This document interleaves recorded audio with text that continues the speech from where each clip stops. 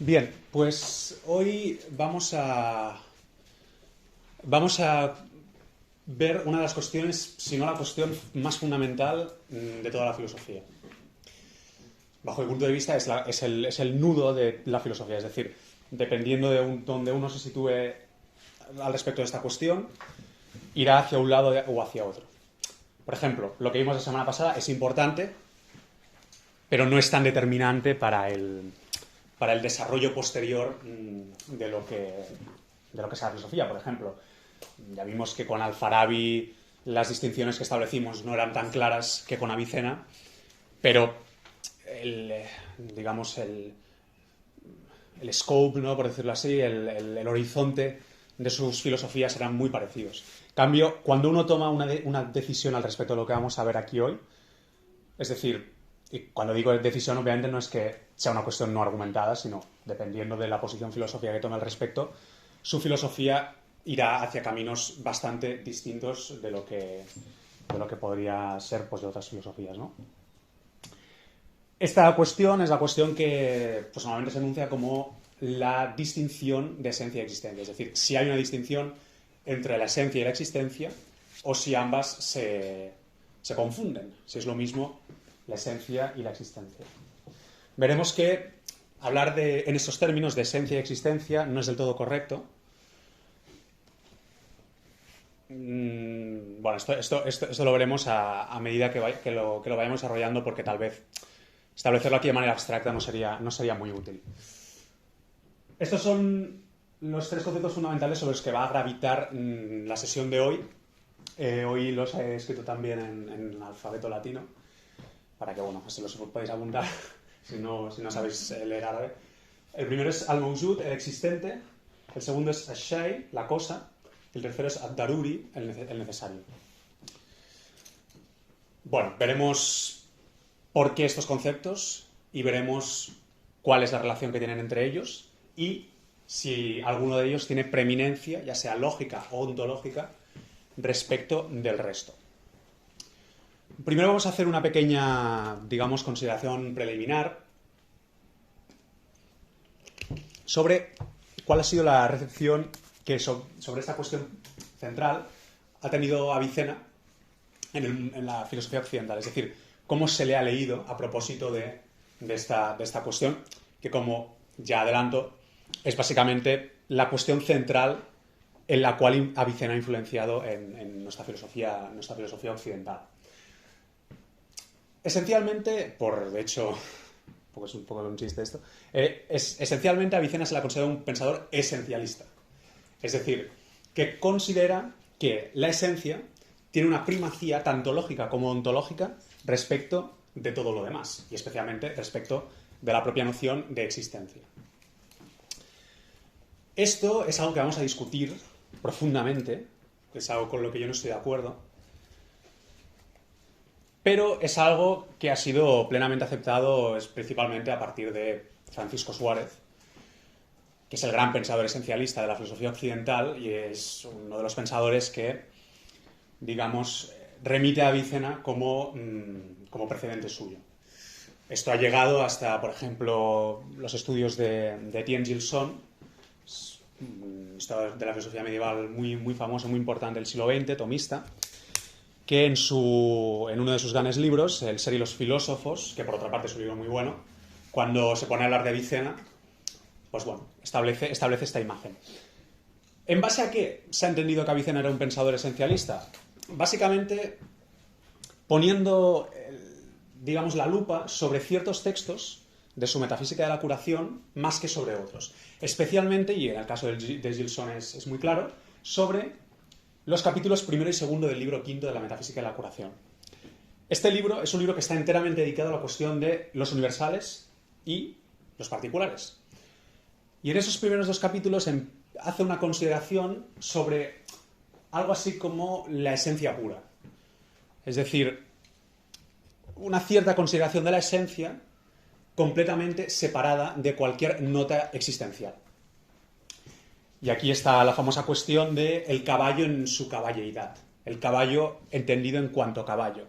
Básicamente la cuestión sería que el caballo en sus puras notas esenciales, no es nada más que caballo. No es ni uno, ni muchos, ni universal, ni particular, ni existente, ni no existente. Es solo caballo. Claro, leído así, parece que Avicena pues, está estableciendo un cierto reino de esencias puras, como la de caballo o la de hombre, que sería el reino propio de la metafísica. Esto es algo que yo entiendo que Avicena no lo hace en cuanto a que sea el reino propio de la metafísica. Porque, y en esto por ejemplo seguimos tanto a Bertolacci como en parte a Wisniewski, el texto principal sobre esta cuestión, es decir, sobre la relación entre la esencia y la existencia, es el capítulo 5 del libro primero de su Metafísica de la Curación, que de hecho es lo que sigue a lo que vimos en la sesión pasada. Es decir, en este sentido pues tiene plena continuidad textual con lo que vimos la semana pasada. De nuevo, aquí no voy a entrar en consideraciones abstractas fuera del texto porque creo que liaría más, pero esto sería, digamos, la situación general de cómo se ha recibido Avicena aquí en Occidente y qué es lo que vamos a discutir, que es básicamente esta cuestión de entender a Avicena como un pensador esencialista. Esto se entiende dónde estamos situados. Bien, vamos a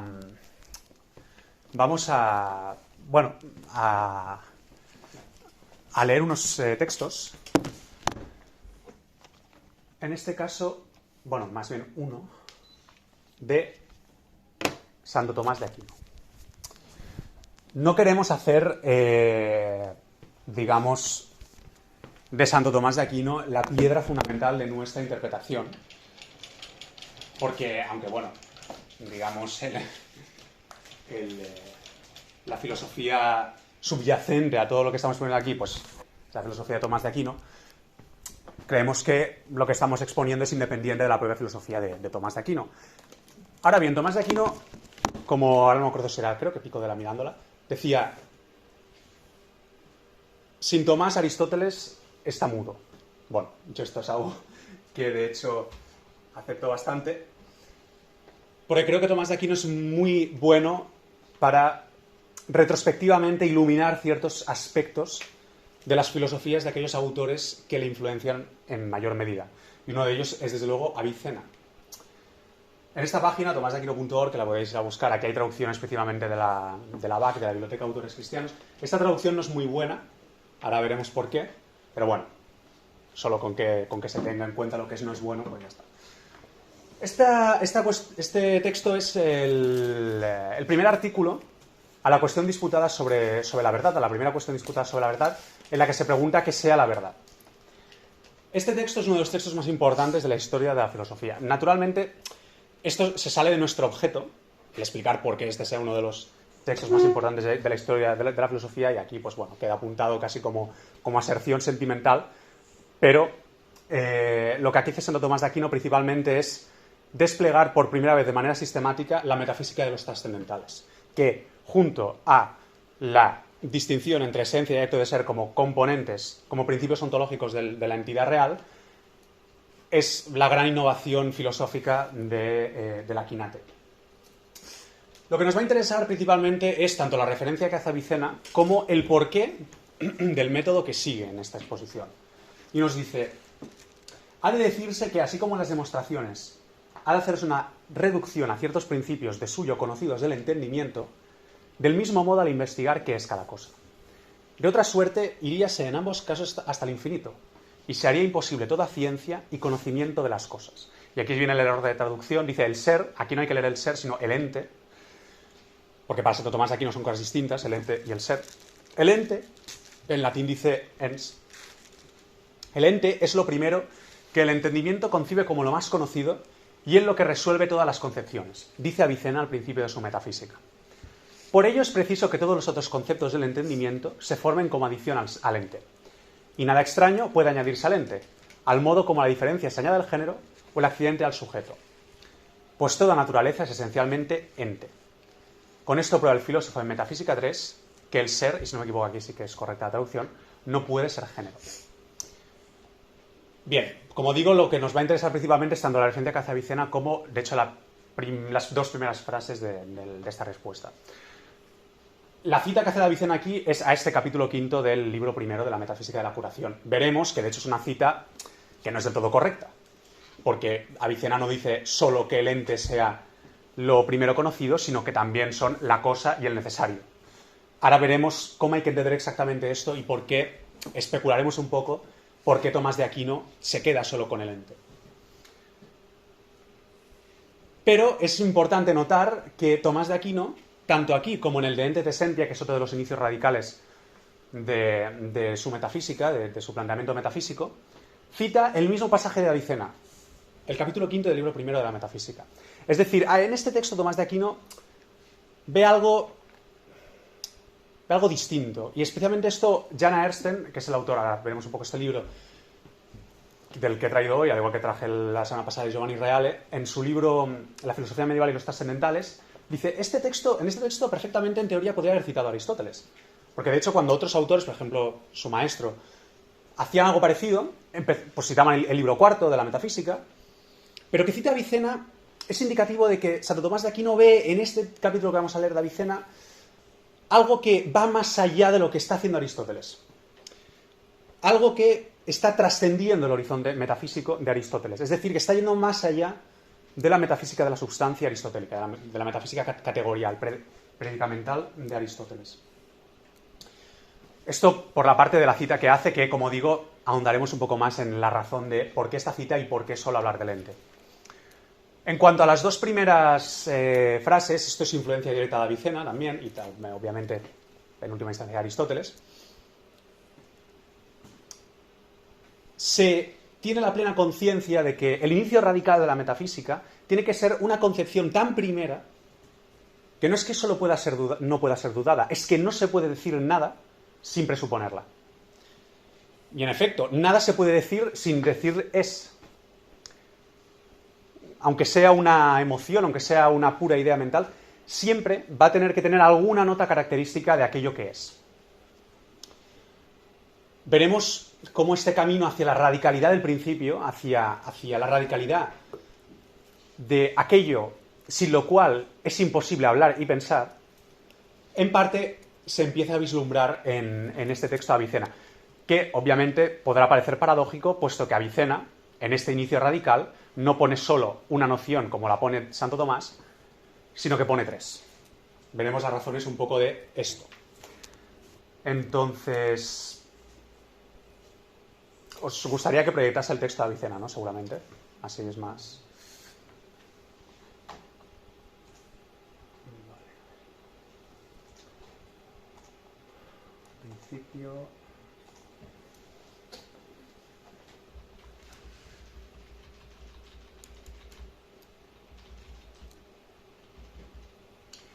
Este capítulo sí que lo vamos a ir leyendo bastante, digamos, al detalle, porque, como digo, es seguramente el capítulo fundamental de toda su metafísica. Bueno, voy a ir para allá porque tengo el libro allí, así os veo mejor las caras. Y con este párrafo ya nos vamos a poder estar un rato.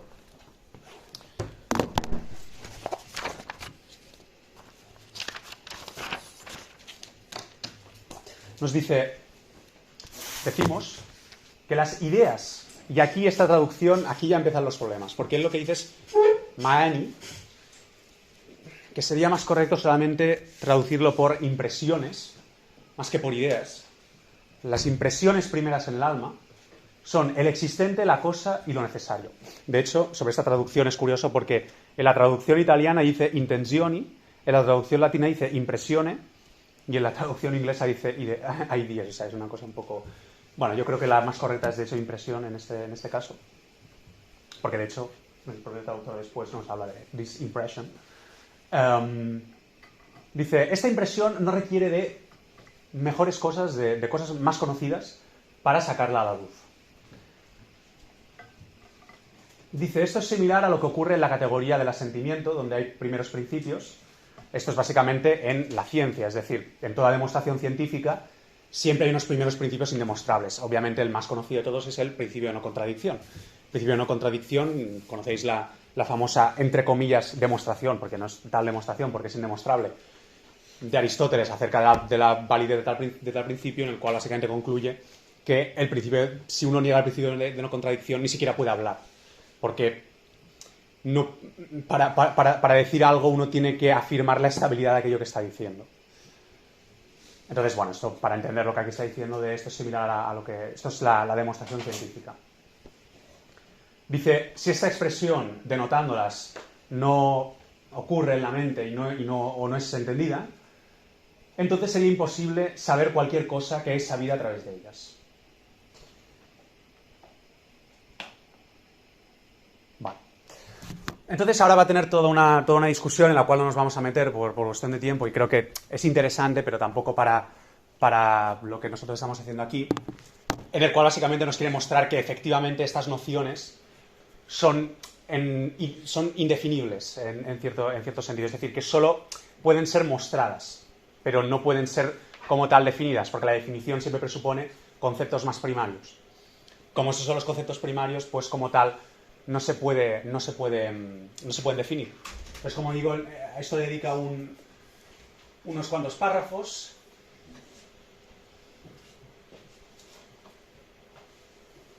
Y entonces a partir de aquí es donde casi cada párrafo es fundamental.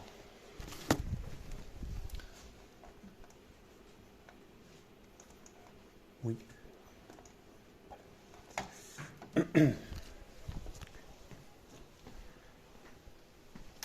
Nos dice, el significado de existencia y el significado de cosa. Seguramente os estáis preguntando, ¿qué está hablando de cosa y no de esencia? Bueno, esta ahora vamos a ver por qué está hablando de cosa y no de esencia.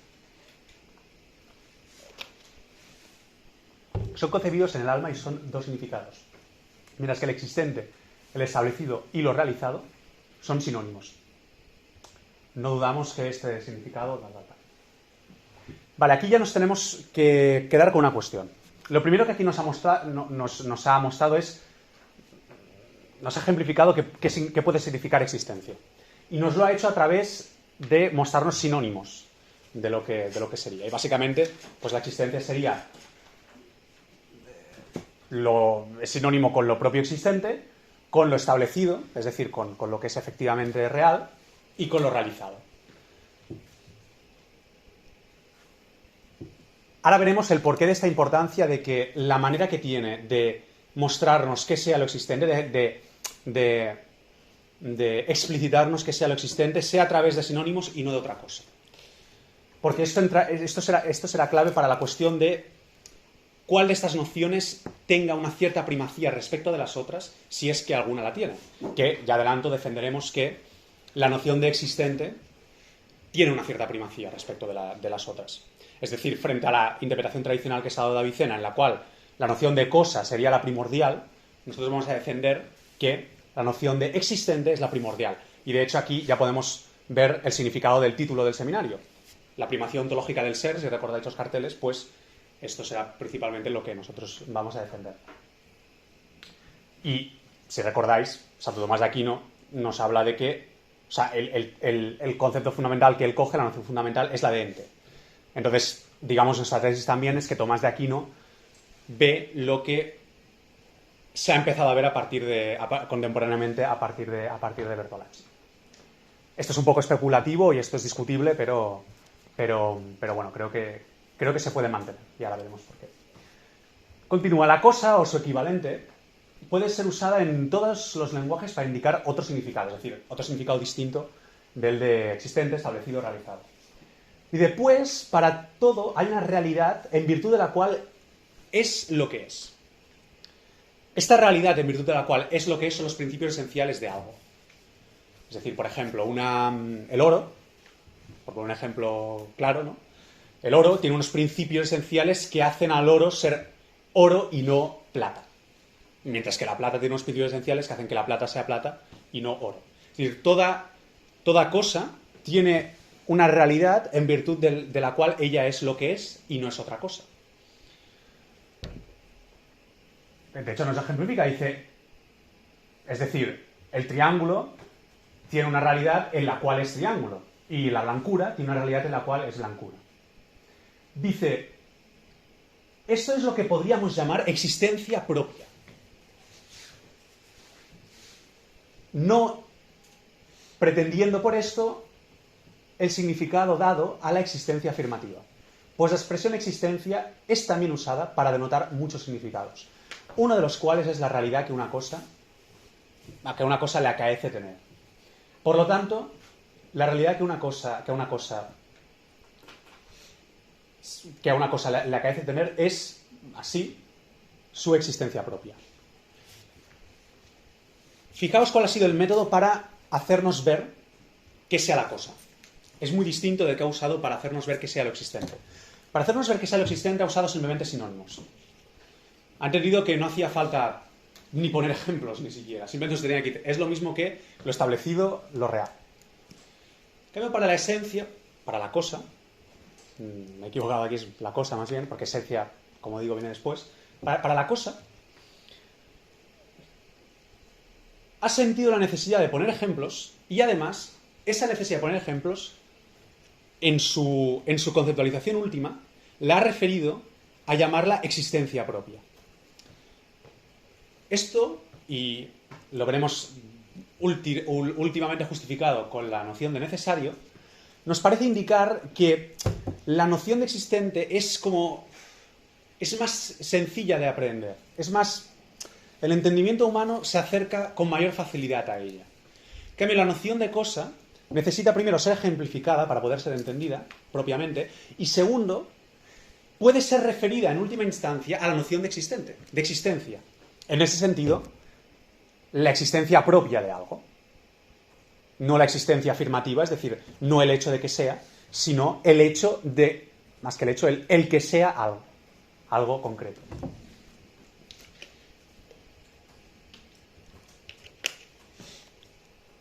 Para resumir, decimos, es evidente que cada cosa tiene una realidad propia a ella. Su quididad. Quididad es una traducción que es un poco fea porque obviamente Avicena no habla de quididad. Quididad es un término latino, obviamente, que es básicamente la esencia de algo. Es sabido que la realidad propia a cada cosa es algo distinto de la existencia que corresponde a lo que es afirmado. Esta frase es esencial, valga la redundancia. Y aquí vamos a proyectar otro texto de Tomás de Aquino, distinto en este caso del de Potentia. ¿Por qué? Y esto, voy a intentar explicarme bien, si no, hacenme preguntas, porque así iré calibrando si me estoy explicando bien, si se está entendiendo, porque es una cuestión, digamos, un tanto compleja de explicar, pero es fundamental. Como digo, mi tesis es que esto que estamos viendo aquí es el nudo de la filosofía, es decir, aquí está el centro mismo de la filosofía.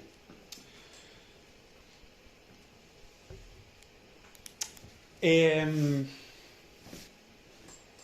Francisco Suárez, y esto voy a resumirlo mucho porque no nos podemos meter en Francisco Suárez, pero en Francisco Suárez básicamente esencia y existencia se distinguen solo, digamos, racionalmente.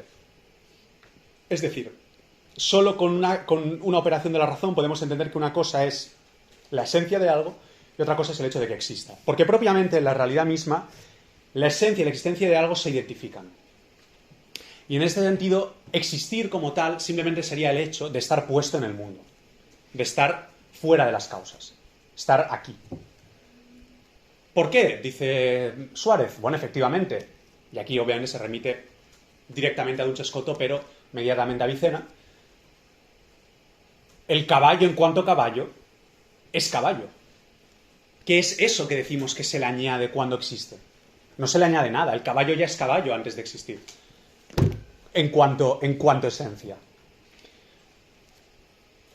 Es decir, la existencia sería como algo que se le añade a la esencia, pero que sería extraño a la propia esencia. Entonces, ¿qué sentido tiene hablar de que el caballo esencial y el caballo real tienen algo distinto entre sí?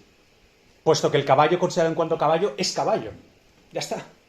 Tanto el caballo real, tanto el caballo aquí existente como el caballo esencial en la mente de Dios o en la mente del ser humano, ¿no?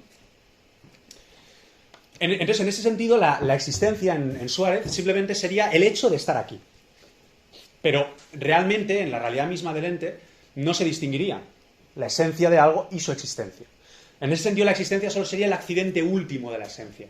Sería el accidente último que indica que la existencia está aquí. Naturalmente, esto nos lleva hasta Kant, pero es una cosa a la que nos vamos a meter ahora. Pero, bueno, es un hilo que se puede llevar hasta Kant a través de Wolff, bueno, de Leibniz primero y después de Wolff. Claro, en Tomás de Aquino,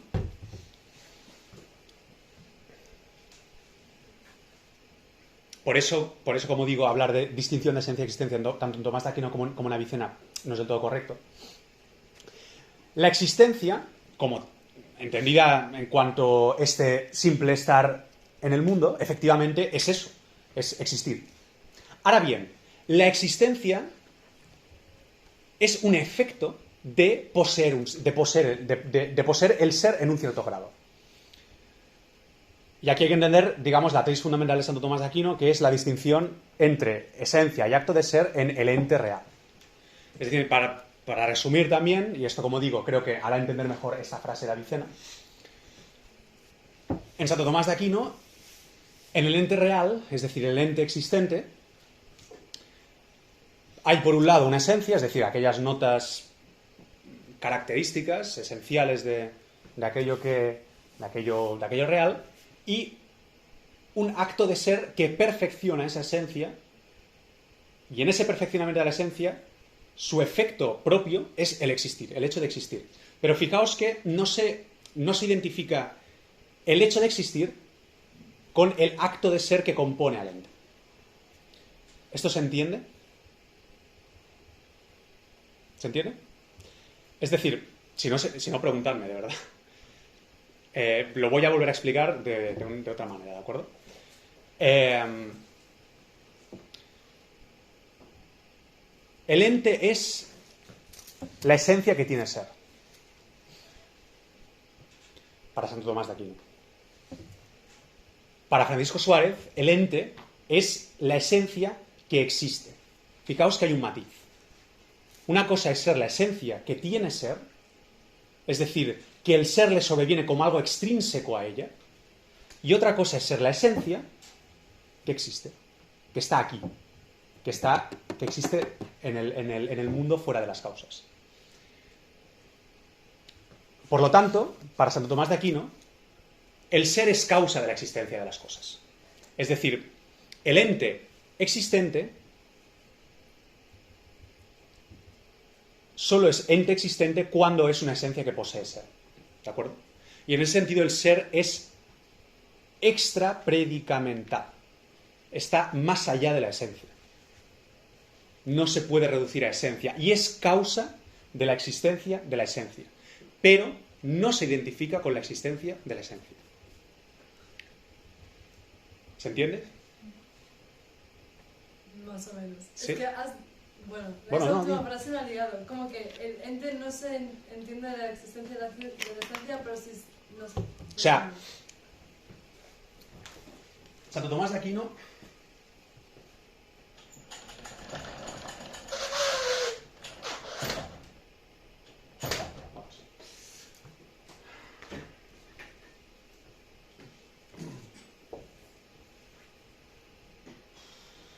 bueno, de hecho será mejor aquí. Santo Tomás de Aquino tenemos... Espera, está aquí por aquí.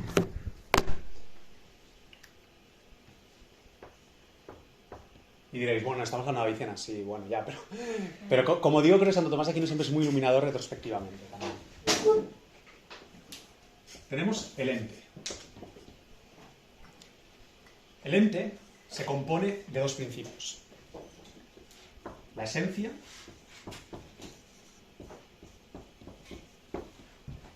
y el ese, que es el acto de ser. Esto no está en Avicena, ya lo aviso. O sea, esto es una innovación filosófica de Santo Tomás de Aquino y es de hecho la piedra fundamental de su sistema filosófico. Entonces, el ente, bueno, y de hecho, de la composición de ambos, como efecto, se da el hecho de que existe. ¿Vale? Es decir, un ente existe cuando su esencia posee el ser. ¿De acuerdo? Pero fijaos, el ser del ente no se identifica con el hecho de que exista. Es decir, el hecho de que existe es un efecto de que el ente posea el ser. O sea, de que la esencia del ente posea el ser. ¿De acuerdo? Hay que tener también que no hay nunca esencias que no posean el ser, en Santo Tomás de Aquino. Es decir, no hay esencias, no hay puras esencias. Las esencias siempre poseen el ser en Santo Tomás de Aquino. Es decir, para Santo Tomás de Aquino propiamente solo existen los entes reales. Es decir, esto para que entendáis que, digamos, no es una progresión de alguna manera cronológica, son principios ontológicos. Esto remite a lo que hemos dicho antes. Es decir, no se distinguen en cuanto tal en la realidad. O sea, se distinguen en la realidad en cuanto a principios ontológicos, pero nunca verás por un lado esencias y por otro lado actos de ser. Siempre verás entes, como tú, como yo, como esta mesa, etc. Pero todo ente tiene una esencia y un acto de ser. En ese sentido, se tiene que tener la frase de Tomás de que el ente es la esencia que posee ser. ¿De acuerdo? En cambio, en Suárez, esto se elimina, ¿de acuerdo? Esto es el S se elimina y solo nos quedamos con esto. Es decir, el ente es la esencia que puede no existir, puede ser posible o puede ser posible o puede ser contingente. Es decir, puede no existir, pero poder existir, o puede existir realmente, pero poder no existir, porque es contingente. Es la distinción entre posibilidad y contingencia. Digamos, ¿esto se entiende? ¿Se entiende la distinción? Perdón, ahora voy. Perdón, en Francisco Suárez. Se elimina el S. Sí, el S no existe, no está en Francisco Suárez. Es decir, Francisco Suárez se entiende que el ente es solo esencia que existe. ¿De acuerdo? Entonces, la propiedad de ser de la esencia simplemente sería el hecho de que está aquí. Pero en Santo Tomás de Aquino, el hecho de que está aquí es solo consecuencia de que el ente sea la esencia que posee el ser. ¿De acuerdo? Però Santo Tomàs d'Aquino sí que distingeix diferents graus de ser. Però això és una altra cosa. O sigui, això és una altra cosa. Sí, però això és una altra cosa. Perquè el acto de ser es un acto de ser participado. Es decir, se da en diferentes grados. Es decir, hay cosas que son más que otras. Por ejemplo, y esto naturalmente es políticamente incorrecto, pero bueno, es el sistema de Tomás de Aquino, un ser humano es más que un perro. Porque un ser humano posee el ser en mayor grado que el perro. De la misma manera, un perro es más ente, bueno, más ente no, es más ser, posee mejor el ser que una mesa. Porque posee el ser en mayor grado. Y obviamente Dios es el ser por sí mismo subsistente, es decir, es el ser en su mayor perfección. ¿De acuerdo? Por ejemplo, esta gradación en Francisco Suárez obviamente no se da, al menos a este nivel puramente ontológico del ser. Se podría dar pues, en otros sentidos, pero en ese sentido solo se puede dar si tú tienes este principio ontológico, que se da de manera graduada. ¿De acuerdo? Es decir, bueno, esto, si luego hay tiempo, te lo acabo de... Es que quiero... Pero bueno, eso, si luego hay tiempo, me lo recuerdas y lo seguimos comentando. Pero es básicamente la noción de participación, pero propiamente es separado de esta explicación misma. O sea, eso es la explicación de la composición del ente en Tomás de Aquino. Y obviamente esto se da de manera graduada y jerárquica. La filosofía de Tomás de Aquino es una filosofía jerárquica. Es decir, hay unos seres que están por encima de otros. Primero está Dios, luego están los ángeles, luego están los seres humanos, etc. Entonces, volvamos a Vicena. ¿Se ha entendido? ¿Sí?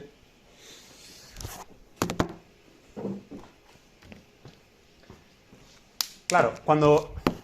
Ahora iremos al texto del De Potentia, Tomás.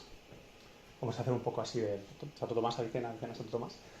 Bueno, son dos de los filósofos más grandes de la historia, o sea que tampoco pasa nada. Vamos a ver, nos dice: es evidente que cada cosa tiene una realidad propia a ella.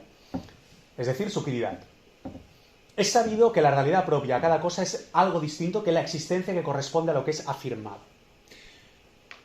Es decir, la cuestión central aquí estaría, vale, sí, Avicena distingue entre esencia y existencia, pero esta existencia es simplemente el hecho de que una cosa existe. Es decir, es simplemente el hecho de que una cosa está puesta aquí, porque entonces, efectivamente, la interpretación de Suárez, o sea, Suárez se lo puede llevar a su terreno. Porque la existencia, al final, simplemente sería un accidente de la esencia. Pero yo creo que aquí está la cuestión fundamental. Porque nos dice, es otra cosa que la existencia que corresponde a lo que es afirmado. Es decir, Avicena, aunque no lo plantee de la manera tan sistemática como lo hace Santo Tomás de Aquino, intuye que es algo distinto el puro hecho de afirmar una cosa que aquello que causa esa afirmación. Es decir, la existencia de esa cosa. La existencia que corresponde a lo que es afirmado. Es decir, no nos dice, digamos, si nos pusiéramos en una posición suarista, propiamente lo que nos tendría que decir es sabido que la realidad propia a cada cosa es algo distinto que aquello que es afirmado. Porque si de hecho antes nos ha dicho que uno de los sinónimos de existencia es lo realizado, lo establecido, fijaos que no nos ha dicho lo afirmado, pues podríamos decir eso, es decir, es algo distinto que lo que corresponde a lo que es realizado, etc. Pero nos hace da este paso atrás. Da este paso atrás. Y nos habla de la existencia que corresponde a lo que es afirmado, no de lo que es afirmado. Es decir, lo que es afirmado sería, pues, esta botella, aquí. Pero la existencia que le corresponde a esta botella y que es causa del hecho de que esté aquí, es previa. Y en ese sentido es lo que Santo Tomás de Aquino finalmente formularía como acto de ser. Claro, esto obviamente nos lleva al hecho de que en Avicena, por lo tanto, en cuanto que la existencia es realmente distinta de la esencia en ese sentido, es decir, no es un mero accidente de la esencia, no es un mero último, no es el mero hecho de estar aquí de la esencia, sino que es algo previo a eso y realmente distinto de la cosa. Primero, podemos negar que Avicena sea un pensador esencialista y, por otro lado, podemos empezar a argumentar que, de alguna manera, en Avicena la primacía ontológica la tiene esta existencia. ¿Esto se entiende? ¿El por qué hemos dicho esto?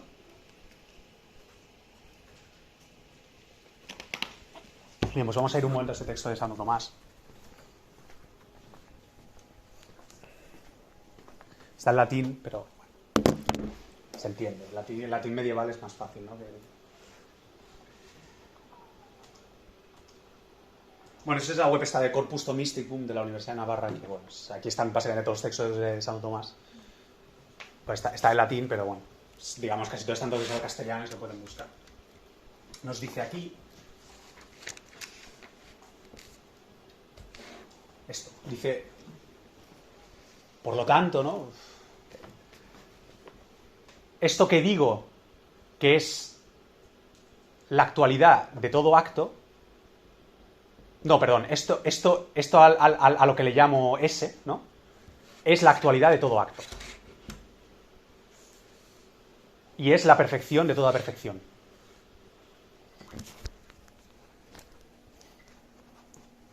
Es decir, esto que llamo ese no es simplemente el hecho de que una cosa exista. Es la actualidad última que hace que las cosas existan. No es lo mismo, ¿de acuerdo? Es algo que es más fundamental que el hecho mismo de que una cosa exista. Es la actualidad por medio de la cual las cosas existen. Y en ese sentido creo que Avicena empieza a ver esto. Aunque, como digo, no está formulado de manera sistemática. O sea, quiero decir, tampoco nos tenemos que confundir, ¿de acuerdo? Porque a lo mejor uno de los problemas de este método que estamos siguiendo hoy, así de ir combinando Tomás de Aquino y Avicena, es que se pueden confundir cosas. Lo que dice Tomás de Aquino no es lo que dice Avicena, ¿de acuerdo? O sea, la formulación de Tomás no es la misma Avicena porque es bastante más sistemática. Ahora bien, lo que nosotros estamos diciendo es que en Avicena empieza a formularse este problema, más que esta cuestión, ¿de acuerdo? Y se empieza a tomar conciencia de la necesidad de no reducir la entidad de las cosas a su esencialidad y de no reducir la existencia de las cosas al mero hecho de que sean aquí. ¿De acuerdo? ¿Esto se entiende? Bien, como digo, esto es, bajo mi punto de vista, esto es, digamos, la cuestión fundamental de toda filosofía. Es decir, cómo se entienda lo que sea la esencia y cómo se entienda lo que sea la existencia. Seguimos. Nos dice... Esto lo saltamos un poco y luego creemos aquí. Esta frase final dice: la necesaria concomitancia del significado de existencia nunca se separa de ella, es decir, de la cosa. Más bien, el significado de existencia es permanentemente concomitante con ella, porque la cosa existe o en lo concreto, es decir, en el ente real existente, o en la facultad estimativa o en el intelecto. Si no fuera este el caso, no sería una cosa. Esto también es importantísimo para negar que Avicena sea un pensador esencialista. Y vamos a explicar el porqué. Nos dice, tú la cosa nunca la puedes, digamos, separar del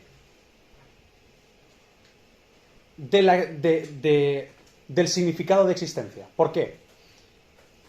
Porque la cosa, siempre que la piensas, o la piensas en un ente concreto, o la piensas en tu intelecto, por ejemplo, cuando pensamos en el caballo, ¿no? Por seguir con el ejemplo, o la piensas en tu voluntad, como algo apetecido. Pues, por ejemplo, yo qué sé, cuando tienes hambre, ¿no? Y piensas, pues yo qué sé, o tienes sed y piensas en el agua que quieres beber, ¿no? Pues esto propiamente, este pensamiento no lo tienes en el intelecto, sino en tu voluntad. Pero más allá de cualquier de esas tres consideraciones, no hay consideración posible de la cosa.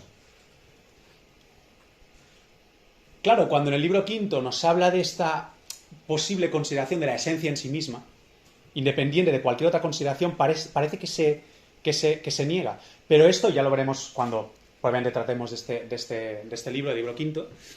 Hay que entenderlo muy bien en el contexto en el que se dice. Es decir, en una discusión a propósito de los universales.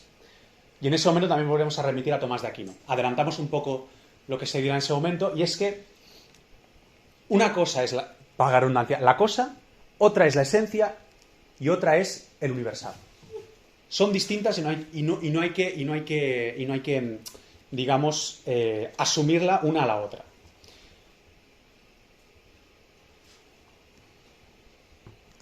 La cosa es precisamente aquello que apunta a la realidad propia de algo, es decir, a las propiedades, características esenciales del ente real. La esencia es ya una cierta abstracción de esto, y por tanto es algo que ya aparece a través de una cierta operación del intelecto. Pero es que el universal es todavía más abstracción de esto, es una abstracción de la esencia. ¿De acuerdo? Entonces, como digo, esto a lo mejor aquí no se ha entendido del todo bien, lo veremos con más detalle cuando tratemos el libro quinto. Esto será fundamental para entender por qué en ese momento Avicena introduce una posible consideración de la esencia en cuanto tal, con independencia de las otras notas, tanto existenciales como de universalidad y particularidad.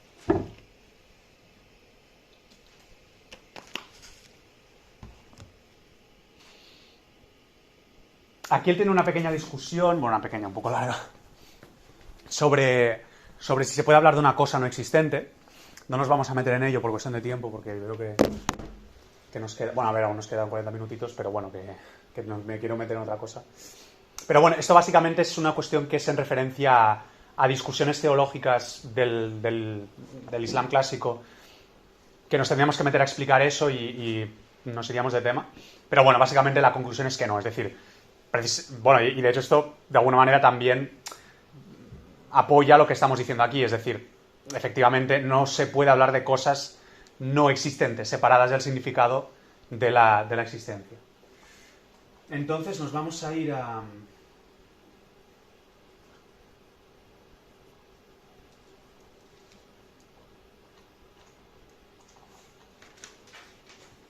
Vale.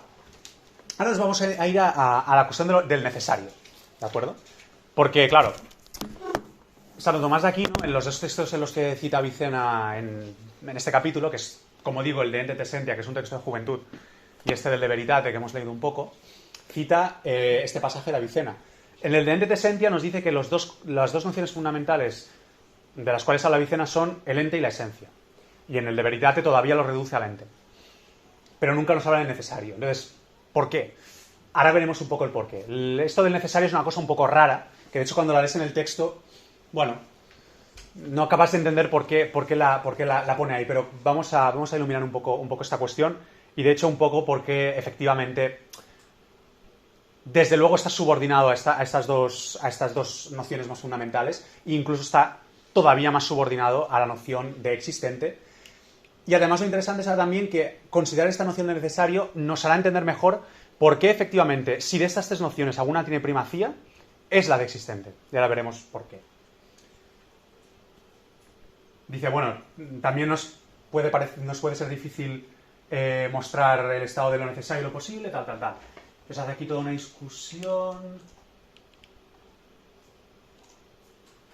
Entonces este párrafo 24 de la traducción de Marmura, esos párrafos, esta numeración no está en la edición crítica del Cairo, pero bueno, digamos como seguramente es que vamos a trabajar, pues está bien que haga esta distinción entre párrafos. Pero bueno, por ejemplo, si fuerais al texto árabe, que el texto árabe es, digamos, la edición crítica del Cairo, veríais que no tiene esta numeración por párrafos. Y los números que tiene, que están en árabe, son las páginas de la edición crítica del Cairo. Pero bueno, esto ya sería para citarlo en un trabajo. Dice, sin embargo, bueno, nonetheless, de estos tres, es decir, del necesario, del posible y del imposible, bueno, aquí ha habido una discusión de entre el necesario, lo posible y lo imposible, cuál es primero concebido.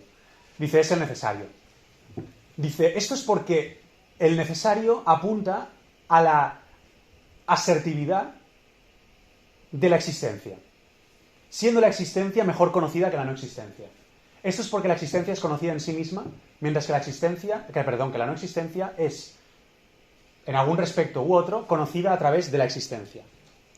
Es decir, una vez más, de la otra noción fundamental, aparte de la de cosa, en distinción a la de existencia, cuando Avicena nos quiere explicar qué es esta noción fundamental, vuelve a hacer referencia a la existencia.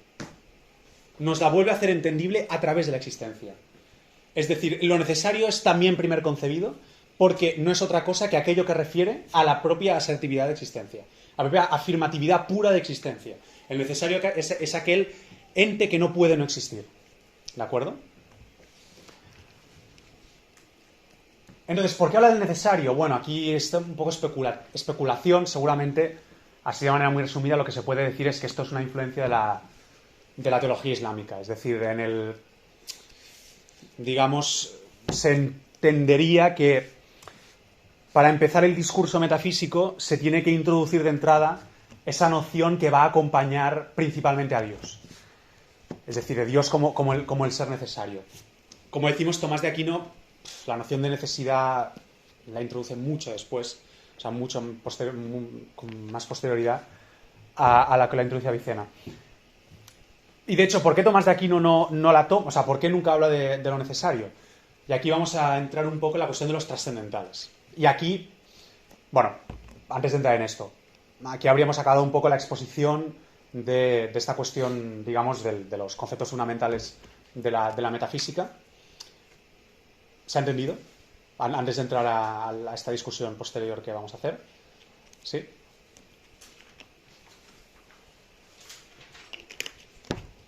Esta discusión, como digo, se enmarca en, primero, la cuestión de por qué Santo Tomás de Aquino no habla nunca de lo necesario, y en última instancia, por qué Santo Tomás de Aquino reduce, en su exposición última en el de Veritate, las nociones fundamentales a la noción de ente. Cuando, si os acordáis en el de Veritate, él nos habla de que hay primeras nociones. Es decir, en Tomás de Aquino todas las nociones fundamentales son igual de fundamentales. Ahora bien, la que tiene una cierta primacía respecto de las otras es la de ente. Sería como la fundamental entre las fundamentales. Entonces ahora veremos un poco lo que significa esto. Y como digo, para eso hay que introducir la noción de trascendental. ¿Sabéis un poco lo que son los trascendentales? Vale. Es una cosa muy distinta a lo que luego Kant va a entender por trascendental, ¿eh? Aunque bueno, de hecho, bueno, en fin, pero es diferente, pero no tanto. Porque obviamente Kant, digamos, esa palabra no se la saca de la chistera, sino que proviene de una tradición filosófica. Los trascendentales es básicamente aquellas notas que acompañan a todo por el hecho de que es. O sea, a todo ente, por el mero hecho de ser, le acompañan unas ciertas notas. Y esas notas son la propia entidad, es decir, ente, cosa, algo, esto sería la exposición de Tomás de Aquino, verdad y bondad. Y por último hay la discusión de si la belleza es un trascendental. No nos vamos a meter en ello. Pero digamos, la exposición que hace Tomás de Aquino en la Veritate es ente, cosa, algo, perdón, unidad, que no lo he dicho, unidad, verdad y bondad. No vamos a explicar la deducción que él hace de estos trascendentales, pero que se entienda. Sí. Perdón. Ente, cosa, algo, bondad, unidad y verdad. Ah, y verdad. Así. O sea, toda cosa por el mero hecho de ser es ente, es cosa, es algo, es unidad, o sea, es algo, es una, es buena y es verdadera. No vamos a entrar a explicar exactamente qué significa esto, pero que se quede la noción esta de que el trascendental es aquello que acompaña a todo ente por el mero hecho de ser. ¿De acuerdo? O sea, todo ser humano, toda mesa, todo es, incluso lo más degradado en un sentido ontológico, es bueno, es verdadero, es ente, es uno, es cosa, es algo. Incluso, como digo, la discusión está en si es bello también, porque la belleza no se acaba de encabir en todo si es un trascendental o no. Bien. Entonces, la cuestión estaría en si entonces hay una discusión sobre si en Avicena hay una cierta doctrina de los trascendentales. ¿De acuerdo? ¿Por qué? Porque si os fijáis, lo que podemos acabar sacando de lo que hemos visto aquí es que la extensión de los conceptos de existente y de cosa es la misma. Se aplica a lo mismo. Todo es existente y todo es cosa. La extensión es la misma, pero la intención es diferente. Es decir, extensionalmente, el catálogo de cosas a las cuales se le escribe estos conceptos son las mismas, pero, digamos, la significación es distinta. Intencionalmente son distintas. ¿De acuerdo? Ocurre lo mismo con los trascendentales, os fijáis. Los trascendentales, toda cosa es ente, toda cosa es buena, toda cosa es verdadera. Es decir, bueno y ente es lo mismo dicho de maneras distintas. Es lo mismo dicho de maneras distintas. Verdadero y ente es lo mismo dicho de maneras distintas. En un sentido, digamos, ontológico fuerte desde el punto de vista tomista. Incluso, por ejemplo, se argumentaría que bello y ente es lo mismo dicho de maneras distintas. Entonces, extensionalmente se aplican a lo mismo, intencionalmente significan cosas distintas. Claro, en ese sentido, la noción es muy parecida a lo que Avicena nos ha dicho aquí, ¿no? Porque si efectivamente una cosa solo puede ser una cosa existente, ya sea como ente concreto, como ente en el intelecto, como ente en la voluntad, como cosa del intelecto, cosa de la voluntad, pues parecería que hay una cierta... Al menos que habría dos trascendentales en Avicena. Yo no estoy de acuerdo con que haya doctrinados trascendentales en Avicena, pero sí que estoy de acuerdo con que Avicena es un primer paso hacia la formulación de esta doctrina. Que propiamente es cierto que la doctrina de los trascendentales solo se formula en la filosofía occidental latina, cristiana. A partir de Felipe el Canciller, y especialmente pues Tomás de Aquino será el gran sistematizador de la filosofía de los trascendentales. Entonces, claro, aquí es donde entra el tema de lo necesario. Si os fijáis, lo necesario obviamente no es intencionalmente igual a existencia y cosa, en ese sentido pues le ocurriría lo mismo, pero es que tampoco es extensionalmente igual a existencia y cosa, es decir, no todas las cosas existentes son necesarias, ¿de acuerdo? Por lo tanto, en ese sentido, lo necesario ya dentro de la propia doctrina de Avicena se reduce se aplica a menos cosas que la noción de existente, en ese sentido es menos fundamental. Y por eso, obviamente, Tomás de Aquino, cuando tiene que exponer, especialmente en el De Veritate, los trascendentales, no introduce la noción de necesario. Porque la noción de necesario ya no es que, obviamente, intencionalmente no sea igual a la noción de existencia de cosa, si extensionalmente tampoco lo es. O sea, digamos, no hay una... No hay como en el caso del existente y de la cosa, o como en el caso de Tomás de Aquino, de el existente, la cosa, la bondad y la verdad, la unidad, etcétera, no se aplican digamos, al mismo catálogo de entidades, ¿no? ¿Esto me he explicado? ¿Se ha entendido?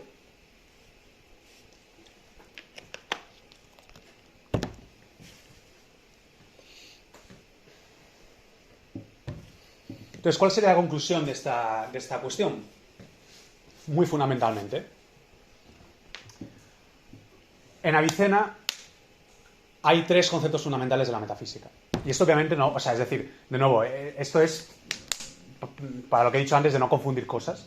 Y efectivamente en Avicena no hay una reducción propia al concepto de existente, porque él pone como tres conceptos fundamentales: existente, cosa y necesario. Pero de la misma manera que hay tres conceptos fundamentales, podemos decir que el propio Avicena ya es consciente de que dos de esos tres conceptos se pueden referir, y de hecho se refieren, al concepto más primario, que es el existente. Y yo creo que esto textualmente se documenta fácilmente. Porque cuando nos explicita lo que es la cosa y lo que es el necesario, nos hace referencia a la existencia, no otra cosa. Mientras que cuando nos explicita lo que es el existente, simplemente nos pone sinónimos. Porque es tan fundamental que no se puede explicar. Solo se puede